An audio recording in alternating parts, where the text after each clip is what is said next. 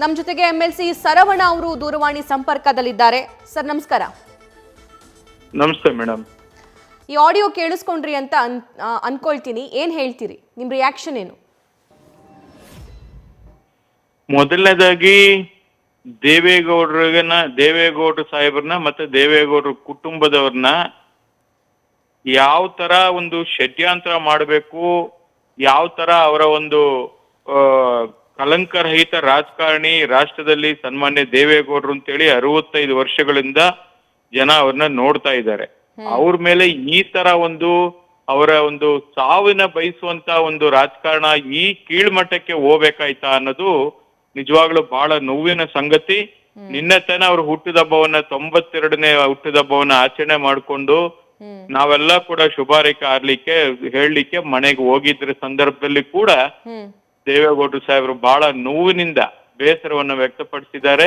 ಅವರು ಆಗ್ಲೇ ಯಾಕಪ್ಪ ನನ್ಗೆ ಈ ತರ ಪರೀಕ್ಷೆ ಕೊಡ್ತೀಯ ಭಗವಂತ, ನಾನೇನು ಇಷ್ಟೆಲ್ಲ ರಾಜ್ಯದ ಸೇವೆ ಮಾಡ್ಕೊಂಡು ಬಂದಿದ್ದೀನಿ, ಈ ವಯಸ್ಸಲ್ಲಿ ನನ್ಗೆ ಈ ತರ ಬೇಕು ಅಂತೇಳಿ ಬಹಳ ನೊಂದ್ಕೊಂಡ್ರು.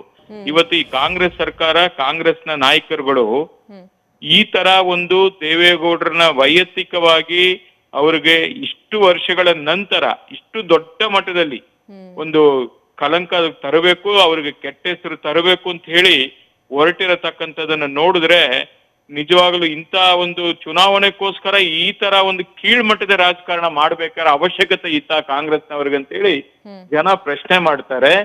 ಜೊತೆಗೆ ದೇವೇಗೌಡರು ಸಾಹೇಬ್ರನ್ನ ಕುಮಾರಣ್ಣವ್ರನ್ನ ಅವರೇ ಮಾಡ್ತಿದಾರಂತ ಹೇಳು ಅಂತೇಳಿ ಎಲ್ಲೋ ಒಂದ್ ಕಡೆ JDS ಪಕ್ಷವನ್ನ ಈ ತರ ಜನರ ಮುಂದೆ ವಿಲ್ಲನ್ ಆಗಿ ನಿಲ್ಲಿಸ್ಬೇಕು ಅಂತೇಳಿ ಅವರ ಒಂದು ಏನು ಪ್ಲಾನ್ ಏನಿದೆ, ಇದಕ್ಕೆ SIT ಇಂದ ಎಲ್ಲಿ ಕೂಡ ಸಾಧ್ಯನೇ ಇಲ್ಲ. ಯಾಕಂದ್ರೆ ಸರ್ಕಾರದ ಭಾಗವಾಗಿ ಇವತ್ತು SIT ಟೀಮ್ ಕೆಲಸ ಮಾಡ್ತಾ ಇರತಕ್ಕಂಥದ್ದು ಬಹಳ ಅಚ್ಚುಕಟ್ಟಾಗಿ ನಡೀತಾ ಇರತಕ್ಕಂಥ ವಿಚಾರ. ಇವತ್ತು ಅವ್ರು ಏನೇ ಅಲ್ಲಿ ಕಾನ್ವರ್ಸೇಷನ್ ಆದ್ರೂ ಕೂಡ ಅದು ಸೋರಿಕೆನೂ ಆಗ್ತಾ ಇದೆ, ಹೊರಗಡೆನೂ ಬರ್ತಾ ಇದೆ. ಎಲ್ಲಿ ಇವ್ರಿಗೆ ನ್ಯಾಯ ಸಿಗ್ತದೆ? ಇವತ್ತು ನಾವು ಇದನ್ನ ಪ್ರಶ್ನೆ ಮಾಡ್ತಾ ಇದೀವಿ. CBI ಕೊಟ್ರೆ ಮಾತ್ರ ಒಂದಷ್ಟು ಜನಗಳಿಗೆ ಜಸ್ಟಿಸ್ ಸಿಗುವಂತ ಒಂದು ಕೆಲಸ ಆಗ್ತದೆ. ಇವತ್ತು ಶಿವರಾಮೇಗೌಡರು ಮತ್ತೆ ದೇವರಾಜ ಗೌಡರು ಇಬ್ಬರ ಕಾನ್ವರ್ಸೇಷನ್ ನೋಡಿದಾಗ ಇವತ್ತು ಜನಕ್ಕೆ ಬಹಳ ಚೆನ್ನಾಗಿ ಅರ್ಥ ಆಗುತ್ತೆ ಯಾರು ನ್ಯಾಯವಂತರಿದ್ದಾರೆ, ಯಾರು ತಪ್ಪು ಮಾಡಿದ್ದಾರೆ ಅಂತೇಳಿ. ಅದು ಜನ ಕೂಡ ತೀರ್ಮಾನ ಆಲ್ರೆಡಿ ಮಾಡಿದ್ದಾರೆ. ಇವತ್ತು ಇಂಥ ಒಂದು ಹೇಳಿಕೆಯನ್ನ ಹೇಳು ಅಂತೇಳಿ ಒತ್ತಾಯವಾಗಿ ಅವ್ರಿಗೇನು ಶಿವರಾಮೇಗೌಡರು ಹೇಳ್ತಾ ಇದಾರಲ್ಲ, ಅವರು ಕೂಡ 6 ತಿಂಗಳು ನಮ್ಮ ಪಕ್ಷದಲ್ಲೇ JDS ನ ಸಂಸದರಾಗಿ ಅವ್ರನ್ನ ಆಯ್ಕೆ ಮಾಡಿ ನಮ್ಮ ಪಕ್ಷ ಒಂದು ಅವಕಾಶವನ್ನ ಕೂಡ ಮಾಡಿಕೊಡ್ತು. ಅವರು ಈ ತರ ಮಾತಾಡ್ತಾರೆ, ಇಂಥ ಒಂದು ಕೀಳ್ಮಟ್ಟದ ರಾಜಕಾರಣ ಮಾಡ್ತಾರಂತೇಳಿ ಯಾರು ಕೂಡ ಬಯಸಿರ್ಲಿಲ್ಲ. ಬಟ್ ಇವತ್ತು ದೇವೇಗೌಡರು ಸಾಹೇಬರು ಬಹಳ ನೊಂದಿದ್ದಾರೆ.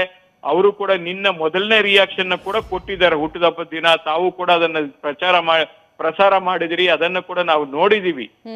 ನಿನ್ನ ನಾನು ಶುಭಾರೈಕೆ ಮಾಡಕ್ ಹೋದಾಗ ಕೂಡ ಅವ್ರು ಇದೇ ಮಾತನ್ನ ಹೇಳಿದ್ರು, ನನಗೆ ಯಾಕೋ ಒಂದು ಪರೀಕ್ಷೆ ನಡೀತಾ ಇದೆಯಪ್ಪ, ನಾನೇನ್ ತಪ್ಪು ಮಾಡಿದ್ದೀನಿ, ನನ್ನನ್ನ ಯಾಕೆ ತಗೊಂಬಂದು ನನ್ನನ್ನ ಹೆಸರನ್ನ ಇದರಲ್ಲಿ ಸಿಕ್ಕಿಸ್ತಾ ಇದ್ದಾರೆ, ಏನು ನನ್ಗೆ ಅರ್ಥನೇ ಆಗ್ತಾ ಇಲ್ಲ, ನನಗೆ ನ್ಯಾಯ ಸಿಗುತ್ತೆ, ದೇವ್ರ ಮೇಲೆ ನಂಬಿಕೆ ಇದೆ ಅನ್ನೋದು ಒಂದು ಇದೆ ಅಂತ ಹೇಳಿ ಅವ್ರು ಮಾತಾಡ್ತಾ ಇದ್ರು. ಆದ್ರೆ ನನ್ನ ಮೊಮ್ಮಗನ ವಿಚಾರದಲ್ಲಿ ನಾನು ಯಾವುದೇ ಕಾರಣಕ್ಕೂ ಕೂಡ ನಾನು ಡಿಫೆಂಡ್ ಮಾಡ್ಕೊಳ್ಳೋ ಪ್ರಶ್ನೆನೇ ಇಲ್ಲ. ಆಲ್ರೆಡಿ ಕುಮಾರಸ್ವಾಮಿ ಅವರು ಮಾತಾಡಿದ್ದಾರೆ, ನಾನು ಕೂಡ ಅದನ್ನೇ ವಿಟ್ನೆಸ್ ಮಾಡ್ತೀನಿ.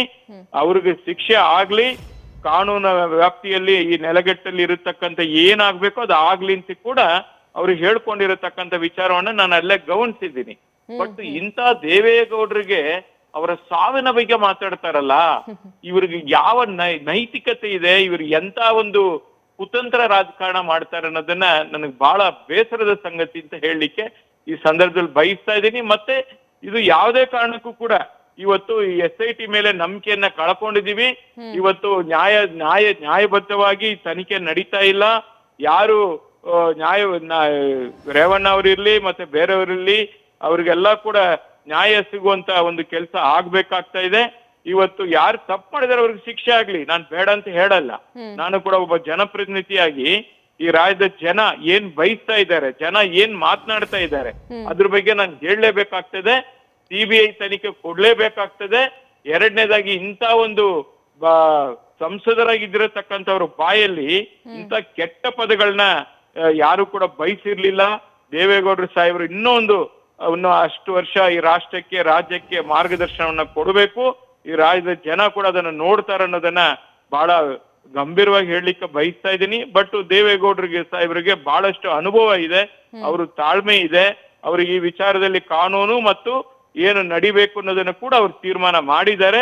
ಆ ಹಾದಿಯಲ್ಲಿ ಕೆಲಸ ಮಾಡ್ತೀವಿ. ನಾವು JDS ಇದ್ರ ವಿರುದ್ಧವಾಗಿ ಹೋರಾಟ ಖಂಡಿತ ಮಾಡ್ತೀವಿ.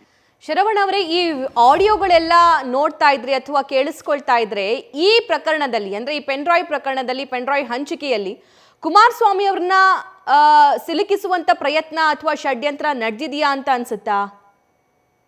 100% ಆ ಆಡಿಯೋದಲ್ಲಿ ಬಹಳ ನೀಟಾಗಿ ಮಾತಾಡ್ತಾ ಇದಾರಲ್ಲ ಶಿವರಾಮೇಗೌಡರು ಮತ್ತೆ ದೇವರಾಜ್ ಗೌಡ್ರು ಮಾತಾಡ್ತಾ ಇರತಕ್ಕಂಥದ್ದು ನಾನು ನಿಮ್ಮ ವಾಹಿನಿಯಲ್ಲಿ ಫಸ್ಟ್ ನ್ಯೂಸ್ ಅಲ್ಲಿ ಕೇಳಿಸ್ಕೊಂಡೆ. ಈಗ ನೀನು ಕುಮಾರಸ್ವಾಮಿ ಅವರೇ ಈ ಪೆನ್ ಡ್ರೈವ್ ನ ಬಿಡಕ್ಕೆ ಕಾರಣ ಅವರೇ ಇದ್ದಾರೆ, ಅವರೇ ಕೈವಾಡ ಇದೆ, ಅವರ ಹೆಸರನ್ನ ಹೇಳು, ಅವರು ದೇವೇಗೌಡರು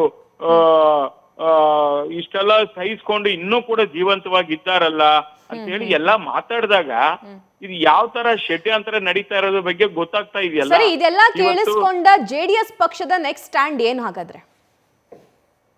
ನಾವು JDS ಪಕ್ಷ ಇದ್ರ ವಿರುದ್ಧವಾಗಿ ಹೋರಾಟ ಮಾಡೇ ಮಾಡ್ತೀವಿ. ಇದಕ್ಕೆ CBI ತನಿಖೆಗೆ ಕೊಡ್ಲೇಬೇಕಾಗ್ತದೆ. ಯಾಕಂದ್ರೆ ರಾಜ್ಯ ಸರ್ಕಾರದ ಮೇಲೆ ನಮ್ಗೆ ನಂಬಿಕೆ ಕಳ್ಕೊಂಡಿದೀವಿ. ರಾಜ್ಯ ಸರ್ಕಾರದ ಮಂತ್ರಿಗಳೇ ಇದರಲ್ಲಿ ಇನ್ವಾಲ್ವ್ ಇರೋದ್ರಿಂದ ಇದು ಎಲ್ಲಿ ಕೂಡ ನ್ಯಾಯ ಸಿಗಲ್ಲ. ಇವ್ರು ಏನ್ ಹೇಳ್ತಾರೋ ಅದೇ ನಡೀತದೆ. ಅದಕ್ಕೋಸ್ಕರ ನಾವು ಇದನ್ನ ಹೋರಾಟ ದೊಡ್ಡ ಮಟ್ಟದಲ್ಲಿ ತೆಗೆದುಕೊಂಡು ಹೋಗ್ತೀವಿ. ನಾವು ದೇವೇಗೌಡರು ಸಾಹೇಬರು, ನಮ್ಮ ನಾಯಕರು, ನಮ್ಮ ಶಾಸಕರು, ನಮ್ಮ ಕೋರ್ ಕಮಿಟಿ ಅಧ್ಯಕ್ಷರಾದಂತ GT ದೇವೇಗೌಡರು ಎಲ್ಲ ಕೂತು ಪಕ್ಷದ ವೇದಿಕೆಯಲ್ಲಿ ನಾವು ತೀರ್ಮಾನ ಮಾಡ್ತೀವಿ. ಇದ್ರ ವಿರುದ್ಧವಾಗಿ ಹೋರಾಟ ನಾವು ದೊಡ್ಡ ಮಟ್ಟದಲ್ಲಿ ತೆಗೆದುಕೊಂಡು ಹೋಗ್ತೀವಿ. ಬಟ್ CBI ಕೊಡ್ಲೇಬೇಕು ಅನ್ನೋದೇ ನಮ್ಮ ಒತ್ತಾಯ ಇದೆ. ರೈಟ್ ಸರ್, ಧನ್ಯವಾದ ಇಷ್ಟೊತ್ತು ನ್ಯೂಸ್ ಫಸ್ಟ್ ಜೊತೆ ಮಾತನಾಡಿದ್ದಕ್ಕೆ. ನ್ಯೂಸ್ ಫಸ್ಟ್ ನಿರ್ಭೀತಿಯಿಂದ ನಿಮ್ಮ ಪರವಾಗಿ.